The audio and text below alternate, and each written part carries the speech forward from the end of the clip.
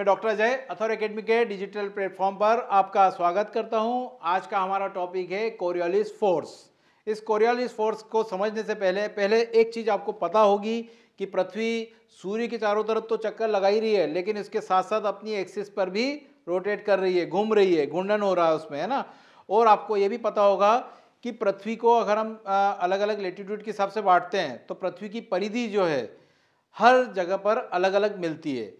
आपको पता होना चाहिए कि जो भूमध्य रेखीय क्षेत्र होता है वहाँ पर पृथ्वी की परिधि सबसे सर्वाधिक होती है। जैसे जैसे हम पोलर रीजन की तरफ बढ़ते हैं वैसे वैसे परिधि क्या होती है, कम होती है।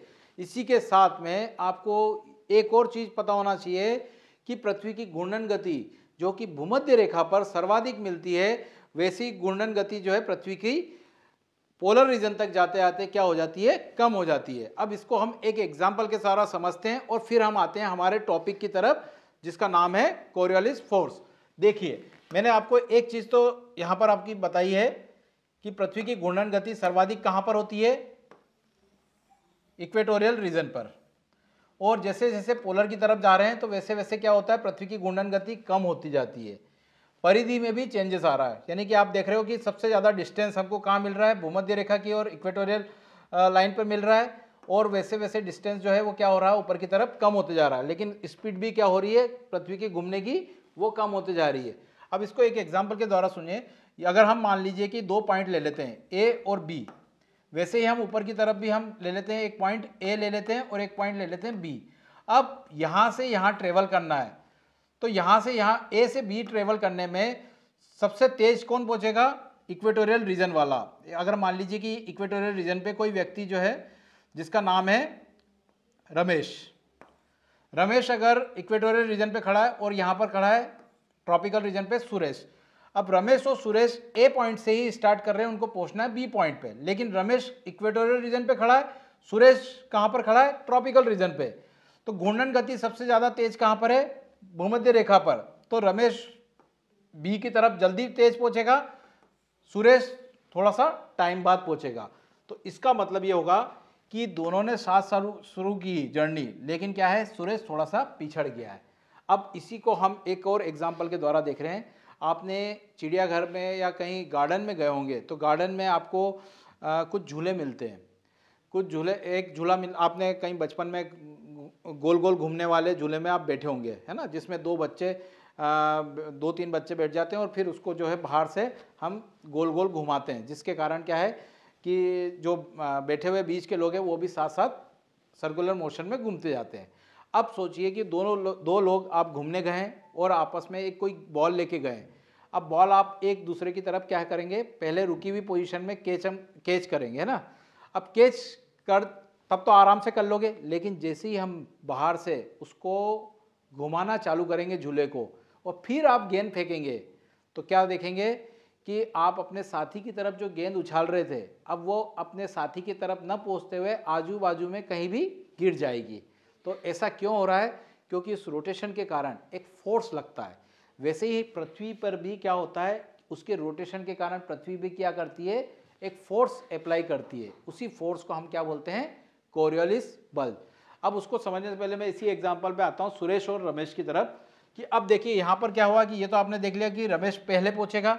अब यहाँ पर देख लीजिए कि अगर रमेश सुरेश की तरफ कोई गेंद फेंक रहा है ना, उसको यहाँ पे अप्लाई करते हैं, तो गेंद जैसी पृथ्वी मूवमेंट कर रही है, देखो सुरेश ने जो गेंद फेंकी है रमेश की तरफ, तो वो तो सी पॉइंट पे आनी चाहिए थी कायदे से, लेकिन चूंकि पृथ्वी का रोटेशन हो रहा है तो उसके कारण क्या होगा, इसकी जो डायरेक्शन है वो क्या हो जाएगी, डिफ्लेक्ट हो जाएगी। और ये डिफ्लेक्शन लाने वाले फोर्स को ही हम क्या बोलते हैं, कोरियोलिस फोर्स। अब ये देखते हैं कि इसको हम हवाओं पे लागू करते हैं।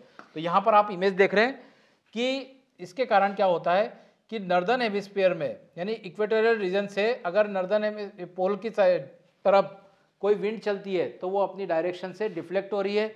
वैसे ही पोलर रीजन से अगर यहाँ पर कोई विंड आ रही है तो वो भी अपने डायरेक्शन उसकी क्या हो रही है, डिफ्लेक्ट हो रही है। तो ये डिफ्लेक्शन किस तरह से हो रहा है, वो क्यों हो रहा है, क्योंकि आप जान चुके हैं ये कोरियोलिस बल जो पृथ्वी के रोटेशन के कारण लग रहा है, उसके कारण ये पृथ्वी के जो विंड अलग अलग हमको जो मिल रही है उसकी डायरेक्शन चेंजेस, उसमें चेंजेस मिल रहा है। जैसे आपने देखा होगा वेस्टर्लीज, है ना, वेस्टर्लीज जो है कहाँ से चल रही है, साउथ वेस्ट से चल रही है नॉर्थ ईस्ट की तरफ, नॉर्दर्न हेमिस्फीयर की बात कर रहा हूँ। वैसे ही ट्रेड विंड भी आपने जो कि सब ट्रॉपिकल हाई से इक्वेटोरियल लो पे चल रही है, उसकी डायरेक्शन क्या है, नॉर्थ ईस्ट से साउथ वेस्ट, जबकि उत्तर से दक्षिण चलना चाहिए उसको, लेकिन फिर भी उनमें क्या हो रहा है, थोड़ा थोड़ा डिफ्लेक्शन आ रहा है। तो ये डिफ्लेक्शन, इसलिए इसको लाने का कारक जो है कौन सा है, कोरियोलिस बल। अब इसमें एक और चीज़ आप समझ लीजिए, यहाँ पर मैं आपको एक बताना चाह रहा हूँ, थोड़ा सा डिटेल के साथ में हम देख लेते हैं इसको। ये आपका हो गया सब ट्रॉपिकल हाई, ये आपका हो गया इक्वेटोरियल लो जोन, ये हो गया आपका सब पोलर लो, और ये हो गया आपका पोलर। अब यहाँ पर हम डायरेक्शन देखेंगे तो इस तरह से विंड की डायरेक्शन होती है। तो यहाँ पर दो चीज़ देखे हो, तो इसका जो विंड का डायरेक्शन के लिए एक नियम बना था, फेरल लॉ। फेरल लॉ में के अनुसार ये होता है कि अगर हवा जिस डायरेक्शन में जा रही है, जैसे कि हवा जिस डायरेक्शन में जा रही है, आप इसकी तरफ, जिस डायरेक्शन में जा रही है उसकी तरफ अपना मुंह करके खड़े हो जाइए। तो हम जैसे बात करें, ये अगर साउथ है और ये ईस्ट की तरफ आपने मुंह करके खड़े हो, है ना, ये नॉर्थ की तरफ मुंह करके खड़े हो, तो हम क्या बोलेंगे, ये कौन सी विंड है, साउथ, है ना, साउथ डायरेक्शन से आ रही मूड। अगर आप इसकी तरफ मुंह करके खड़े हो जाते हो तो आपकी जो डायरेक्शन में डिफ्लेक्शन होगा वो नॉर्दर्न साइड पर कैसा होगा, राइट हैंड साइड पर, और सदर्न साइड पे कैसा होगा डिफ्लेक्शन, लेफ्ट हैंड साइड पे।